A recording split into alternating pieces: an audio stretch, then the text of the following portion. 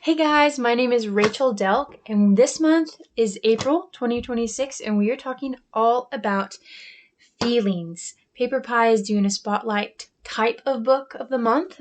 So this month we're talking about all about books that support feelings, emotions, things like that. So let's go ahead and get started. This is Leo and the Octopus. This one is kind of newer to me, but I love it because I really relate to Leo. Leo is a kiddo who gets overwhelmed. And I don't know about you, but as a mom, I get overwhelmed often. Just by living life. Things are loud. We've got a lot of kiddos in our home, and sometimes it is overwhelming to me. But he also loves octopuses. Those are super, super cool. And so he kind of finds one at a museum, I think. And he becomes really good friends with this octopus. And he feels like, I'm not very good at making friends, but this octopus and I, we are buds.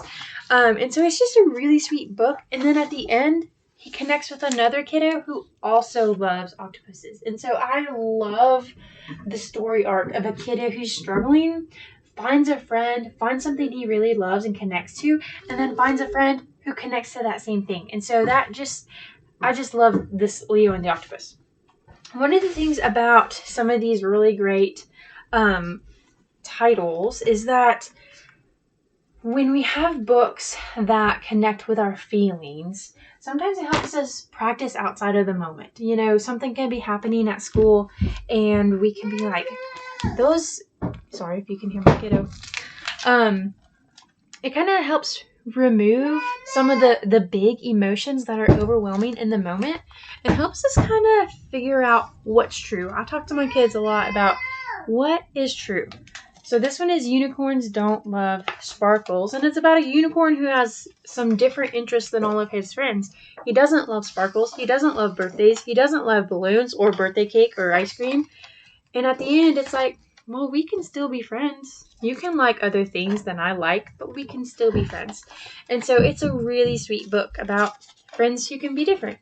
And when we're talking about emotions, those can be so overwhelming and so big for our kiddos, right? But when we see another character facing some of the same things, it can model a really great way to express those emotions in a way that is healthy. So I really like our Lift the Flap questions and answers about feelings. Some of them are, do we have all the same feelings? Why don't I know how I'm feeling? How long will I feel this way? What's the point of crying? Why do I laugh?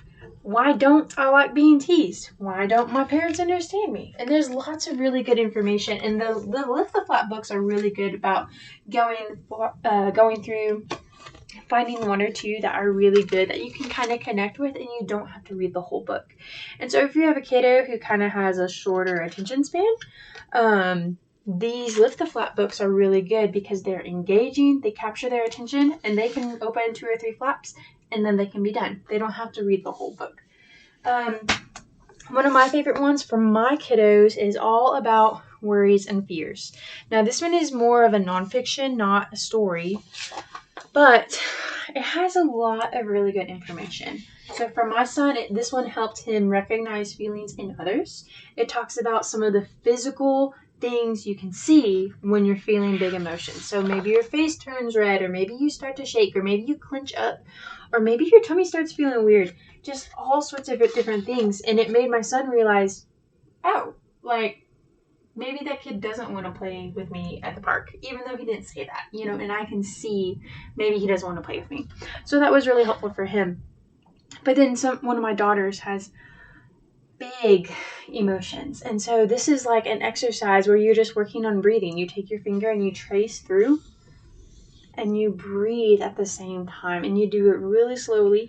And we've used some of these things, especially at bedtime, to talk about, okay, you're feeling this really big emotion, but you can't just yell and scream. Let's breathe. And so it has some methods of what do you do with these really big emotions? What are some options for you? And they're also really good for you as a parent, because I don't know about you, but I didn't grow up talking about my feelings this way. And so These books are so good about helping them recognize their feelings in themselves, recognizing feelings in others, being able to empathize with other people of, oh, that kid may not want to play at the park. I wonder why, or maybe that kid is super sad today. Maybe there's something I can do to maybe cheer them up. And then also it helps normalize feelings. Feelings are big, feelings can be overwhelming, but just because you're feeling a certain way doesn't necessarily mean that it's wrong, right?